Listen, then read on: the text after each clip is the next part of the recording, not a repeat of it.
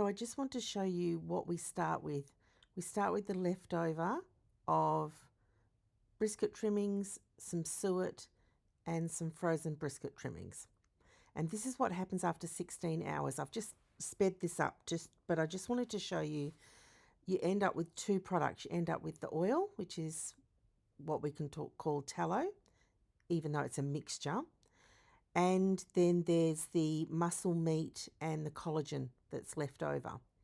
So what I'm doing here first, I'm just removing all the tallow that I can get out, first of all, and I'm filling it up. I have another video on the channel if you would like to just work through making tallow for yourself. I go into this in more detail, but I'm just quickly showing you the process, getting all the oil off. I go through all that again, and then what happens is, after a while, can't get any more oil out of it that way. So then I'm going to put it all into the sieve, and all the muscle meat this time, all the beef muscle meat, and from there, so this is the second batch. We just fill up, they are 1 cup portions, so you can see that is, I'm trying not to spill it, that is 4 cups, so that's a litre right there, which I do believe is 2 pints. Could be wrong. So that's the first filling that I did, and then I did some more. But this is the important bit now that we want to get to. All of that now is very hard to separate from the oil. So now I'm going to get all of that into the sieve. I do this 3 times. I'm only going to show you once, but I do it 3 times, where I fill up this sieve, and then I'm going to cook it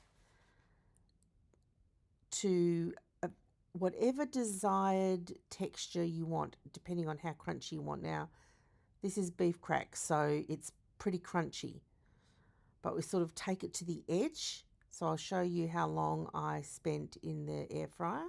I do a couple more, I think 1 or 2 more scoops. Got to get that out. And you can see it's just hard to separate the oil from it, which is why we now need to pop this in here. And then we're going to press down, and yeah, I think one more.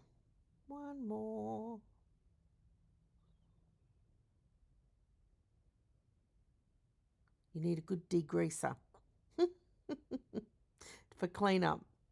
Now, I'm just going to take my wooden spoon and really press it down.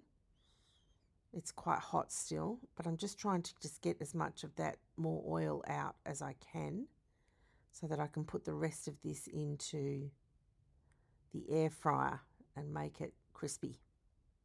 So this ends up being fatty, salty, crispy, crunchy, beefy. It's amazing. And I tell you what, this fixes, there's the tallow. Going to add that to those other, I'm just going to portion that up. I do go through that in another video. So there it is, popped it in there, spread it all out.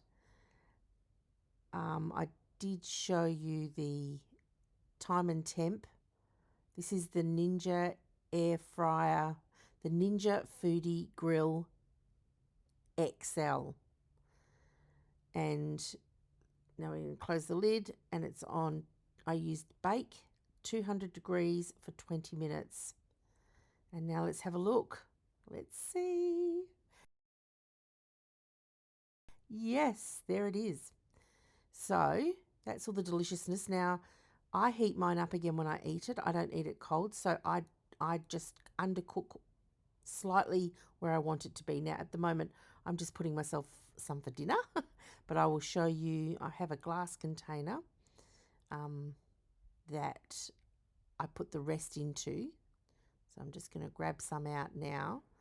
And I didn't actually eat after this. After I ate that, I didn't have anything else. It's amazing for cravings and for nutrition, and, to give you all the macros that you need. So this is my glass jar. Now, out of that crock pot, this ends up being full.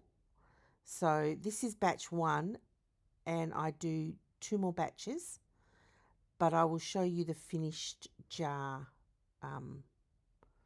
because it just takes a while. 20 minutes a batch, so that's an hour to get all the beef crack done. And I did 2 batches crunchy. The third batch I left a little less cooked. The more cooked beef crack is great for just doing a quick heat up and having it as a snack food. So good. So I'm trying to get this out because you don't want to put another batch on with all those bits in there. So I had to wipe it all out again before doing the next batch. But that's basically it. 20 minutes, 200 degrees. You could put it in your regular oven for 200, see what sort of texture you get, and then adjust from there. It's so good. So, as I said, I fill that up. And so let's have a look now. This is the finished product. And yeah, that everything out of the slow cooker is cooked and finished. You can see on the left here, I made that quite crunchy. On the right, I didn't cook this as much. You can sort of, I'm going to show you that softer. And so I can, when I reheat that, I can make it more crunchy if I want or leave it. But on the left here, that's more cooked. And now I just quickly show you the portion control of what I did with the 1 cup measures up the back. They're 1 cups. Then these ones are 2 tablespoons or 1 ounce, and then there's 1 tablespoon or half an ounce. So that's it. I hope you enjoy.